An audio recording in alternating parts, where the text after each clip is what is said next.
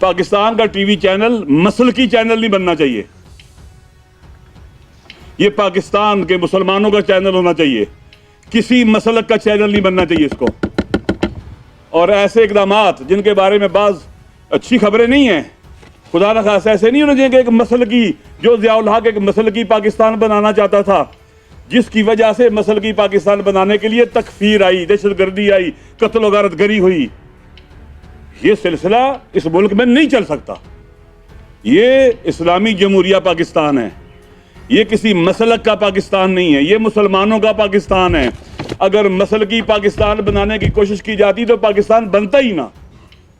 अल्लामा इकबाल का पाकिस्तान मसलकी पाकिस्तान नहीं है, कायद आज़म का पाकिस्तान मसलकी पाकिस्तान नहीं है।